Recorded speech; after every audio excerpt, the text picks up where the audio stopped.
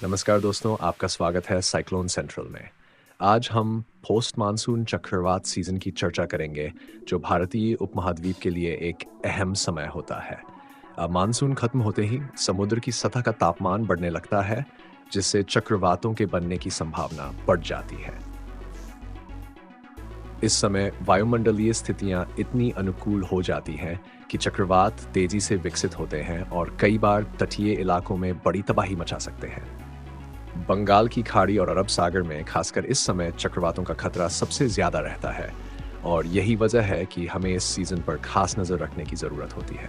इस वीडियो में हम कई महत्वपूर्ण विषयों को कवर करेंगे। सबसे पहले हम देखेंगे कि पोस्ट मानसून सीजन में चक्रवातों के बनने के प्रमुख कारण क्या है, जैसे समुद्र की सतह का तापमान और वायुमंडलीय दबाव में बदलाव। इसके बाद हम समझेंगे कि एल नीनो जैसी मौसमी घटनाओं का चक्रवातों पर क्या असर पड़ता है और इस साल के लिए क्या भविष्यवाणी की जा रही है। साथ ही हम उन तटीय इलाकों की चर्चा करेंगे जो इस सीजन में सबसे ज्यादा जोखिम में है और ये भी जानेंगे कि इन संभावित चक्रवातों से बचने के लिए किन तैयारियों की जरूरत है। तो अगर आप ये जानना चाहते हैं कि इस सीजन में कौन से इलाकों पर चक्रवात का सबसे ज्यादा असर पड़ सकता है और कैसे हम इनसे सुरक्षित रह सकते हैं, तो इस वीडियो को अंत तक जरूर देखें। भारतीय मौसम विभाग आईएमडी ने हाल ही में एक गंभीर चेतावनी जारी की है, जिसमें इस साल देश भर में असामान्य रूप से कठोर सर्दियों की संभावना जताई गई है। आईएमडी के मुताबिक इस बार ला नीना नामक जलवायु पैटर्न के कारण ठंड और भी ज्यादा बढ़ सकती है। ला नीना एक ऐसा प्राकृतिक घटनाक्रम है जिसमें प्रशांत महासागर के उष्णकटिबंधीय क्षेत्रों में समुद्र की सतह का तापमान सामान्य से कम हो जाता है, जिससे वैश्विक मौसम प्रणालियों पर व्यापक असर पड़ता है। सितंबर 2024 को आईएमडी ने अपने पूर्वानुमान में बताया कि इस बार की सर्दियों में तापमान में भारी गिरावट देखी जाएगी, खासकर उत्तर भारत के राज्यों में। हिमाचल प्रदेश, उत्तराखंड और जम्मू कश्मीर जैसे राज्यों में तापमान 3 डिग्री सेल्सियस तक गिरने की संभावना है। इसके साथ ही सर्दियों के दौरान सामान्य से अधिक बारिश होने की भी संभावना जताई गई है, जो कि इन क्षेत्रों की कृषि और जीवन यापन पर नकारात्मक प्रभाव डाल सकती है। इस चेतावनी के चलते आईएमडी ने लोगों को सलाह दी है कि वे सर्दियों की तैयारी पहले से कर लें, जैसे कि गर्म कपड़ों और आवश्यक वस्तुओं का भंडारण करना। इसके अलावा सरकार भी इस मौसम से निपटने के लिए जरूरी कदम उठा रही है ताकि जनजीवन पर इसका प्रभाव कम किया जा सके। इस तस्वीर में मारिन जूलियन ऑसिलेशन एमजेओ की स्थिति को दर्शाया गया है, जो कि 21 सितंबर 2024 से लेकर 22 अक्टूबर 2024 तक की अवधि को कवर करती है। जैसा कि आप देख सकते हैं, एमजेओ का यह पथ मुख्य रूप से हिंद महासागर के आसपास की गतिविधियों को दर्शाता है। वर्तमान समय एमजेओ की ताकत कम से मध्यम श्रेणी में प्रतीत हो रही है, जिसका मतलब यह हो सकता है कि अक्टूबर के महीने में हिंद महासागर में चक्रवातीय गतिविधियों को बहुत अधिक समर्थन नहीं मिलेगा। आमतौर पर जब एमजेओ फेज 2 और 3 में प्रवेश करता है, तो यह हिंद महासागर में चक्रवातीय गतिविधियों और चक्रवातीय विकास के लिए अनुकूल परिस्थितियां पैदा करता है। इस समय एमजेओ का प्रभाव पहले अरब सागर में अधिक देखा जा सकता है और बाद में यह बंगाल की खाड़ी में चक्रवातीय गतिविधियों को बढ़ाने की संभावना रखता है। हालांकि यदि एमजेओ की ताकत कम से मध्यम स्तर पर बनी रहती है, तो हो सकता है कि यह चक्रवातीय गतिविधियों को पिछले साल के बाद मॉनसून मौसम जितना समर्थन न दे पाए। फिर भी मौसम की भविष्यवाणी हमेशा निश्चित नहीं होती और प्राकृतिक घटनाएं अप्रत्याशित हो सकती हैं। अभी के लिए एमजेओ की प्रगति को देखते हुए यह प्रतीत होता है कि अक्टूबर के पहले सप्ताह में चक्रवातीय गतिविधियों के लिए अनुकूल परिस्थितियां नहीं बनेंगी, लेकिन दूसरे सप्ताह के आसपास ये परिस्थितियां धीरे धीरे बनने लग सकती हैं। अगर आप समझ नहीं पा रहे कि एमजेओ क्या होता है, तो अब हम बता देते हैं कि एमजेओ क्या होता है। एमजेओ यानी मैडन जूलियन ऑसिलेशन एक मौसमी पैटर्न है जो भूमध्य रेखा के पास महासागरों में होता है। यह एक ऐसा वायुमंडलीय सिस्टम है जो उष्णकटिबंधीय क्षेत्रों में बारिश और तूफानों को प्रभावित करता है। एमजेओ मुख्य रूप से 2 हिस्सों में बंटा होता है। एक हिस्सा बारिश और बादल बनने का होता है और दूसरा हिस्सा सूखा और शुष्क मौसम का। यह सिस्टम पश्चिम से पूर्व की ओर बढ़ता है और इसका प्रभाव मौसम के बड़े पैमाने पर बदलावों में दिखाई देता है, जैसे मानसून की गतिविधियों, चक्रवातों की संभावना और उष्णकटिबंधीय क्षेत्रों में तेज बारिश। एमजेओ का चक्र आमतौर पर 40 से 60 दिनों के बीच रहता है और ये वैश्विक मौसम को भी प्रभावित करता है। अब हम इन सभी मॉडलों जैसे GFS और ECMWF और AI मॉडल्स के बारे में चर्चा करेंगे। इन मॉडलों से अब धीरे धीरे संकेत मिलने शुरू हो गए हैं। हालांकि अधिकांश संकेत भी अस्पष्ट हैं, लेकिन यह स्पष्ट होता जा रहा है कि चक्रवातीय गतिविधियां दोनों ही क्षेत्रों यानी अरब सागर और बंगाल की खाड़ी में हो सकती हैं। हालांकि ये ध्यान रखना जरूरी है कि इस समय हम ये स्पष्ट रूप से नहीं कह सकते कि कोई संभावित चक्रवात कितना शक्तिशाली होगा या वह कहां लैंडफॉल करेगा। मौजूदा संकेतों के आधार पर हम केवल संभावित विकास क्षेत्रों और संभावित ट्रैक्स यानी उनकी दिशा के बारे में एक मोटा अनुमान लगा सकते हैं।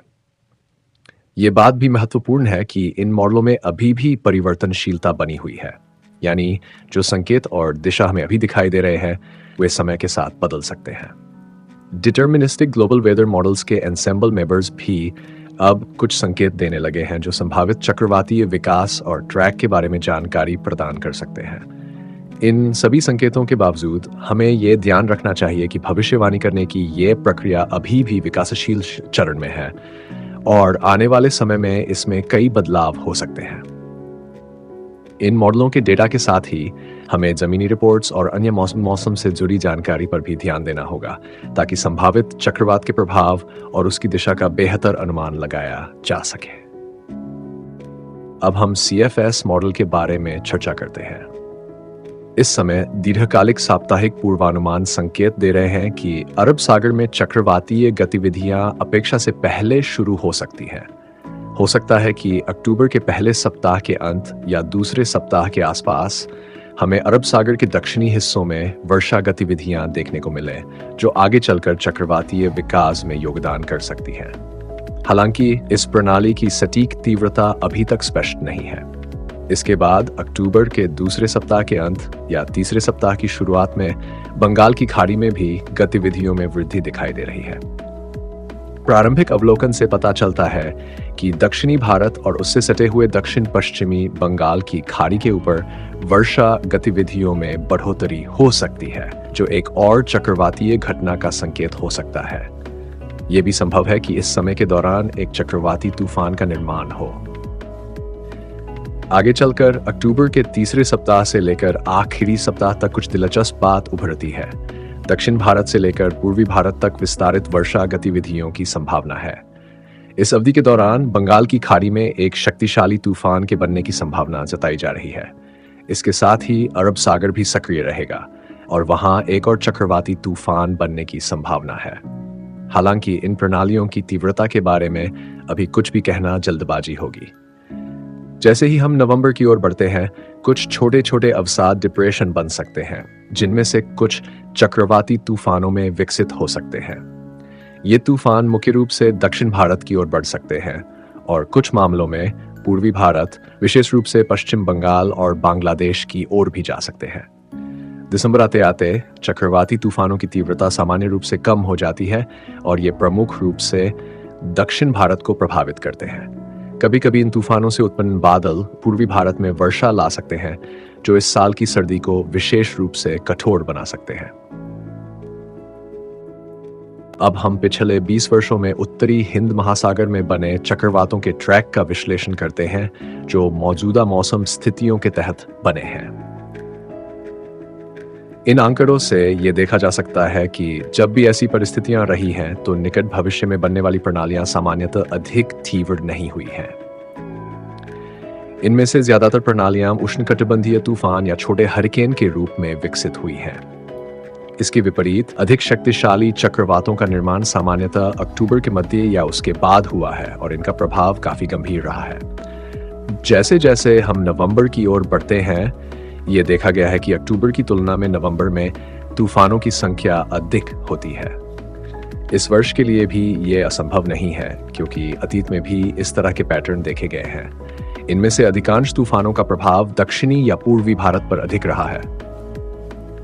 और इनकी तीव्रता भी काफी अधिक देखी गई है। इन तूफानों ने प्रभावित क्षेत्रों में बड़ी क्षति पहुंचाई है और कई बार जानमाल का भारी नुकसान हुआ है। दिसंबर तक आते आते, जैसा कि सामान्यतः देखा जाता है, तूफानों की तीव्रता में कमी आ जाती है। हालांकि कुछ छोटे तूफान अभी भी दक्षिण भारत पर भारी प्रभाव डालते हैं। ऐसे भी उदाहरण देखे गए हैं जब कम तीव्रता के बावजूद इन तूफानों ने दक्षिण भारत के तटीय क्षेत्रों को काफी प्रभावित किया है। लेकिन यह कहना भी सही नहीं होगा कि इस वर्ष का चक्रवातीय गतिविधि का पैटर्न पूरी तरह से पिछले वर्षों जैसा ही होगा।